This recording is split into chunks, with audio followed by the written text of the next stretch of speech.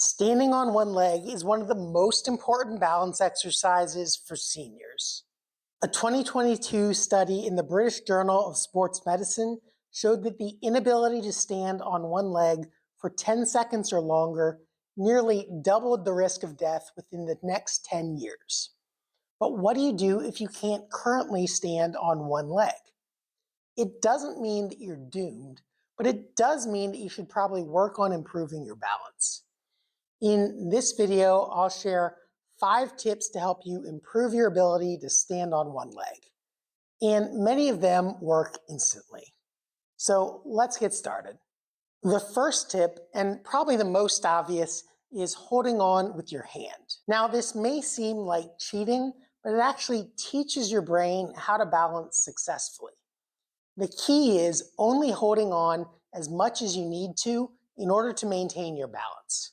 For many people, even just touching down on a counter or on a wall with one finger can help dramatically improve your balance on one leg. And that's good news if it does, because it means you're probably already strong enough to stand on one leg without holding on. Your brain just needs another reference point to tell where it is in space. So hold on as much as you need to and progress from a hand to a couple of fingers to one finger, and then letting off, only touching down as much as you need to recover. And that often will help improve your balance, sometimes within the same session. The second tip is somewhat similar, but this has to do with how you load weight over your leg. Practice shifting from 2 legs onto one leg and feeling your glute muscles kick in. You also want to think about gripping the ground with your toes. Your glutes and your feet are the main muscles involved in helping you to maintain your balance on one leg. Then as you shift your weight over, gradually let up on this other leg and think about keeping your belt line level with the floor. If you feel like you're losing it or your hips dropping down, just put a little more pressure on your toe. And if you need to at first, leave your toe in contact with the floor.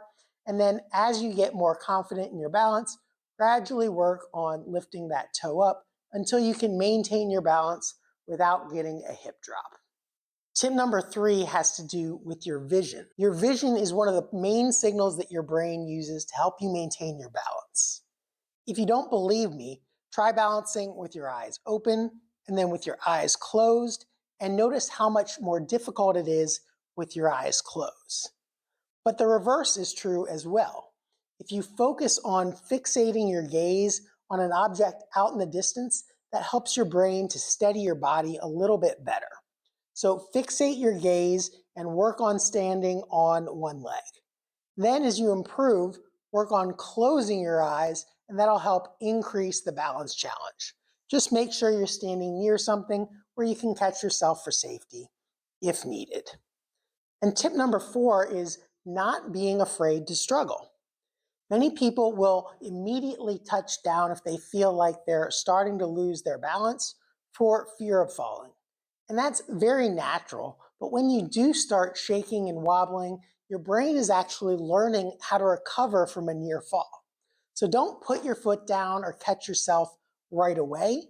However, do stand near a counter or in the corner of a room or somewhere else where you can catch yourself in case you do actually start to fall. But when you start to feel a little bit off balance, try to recover on your own before you actually touch down. That way, if you do misstep when you're actually walking, your brain is used to recovering from that near loss of balance. And then tip number 5 is practice, practice, practice. The more often you practice, the faster your balance will improve. For some people, this happens in days. For others, it takes a little bit longer. But if you practice standing on one leg, even for just a few minutes per day, it's almost impossible not to see improvement within a month. The only exception, if there's something blocking the signals between your brain and your muscles. Your balance is primarily controlled by the L4, L5, and S1 nerve roots coming out of your lower back.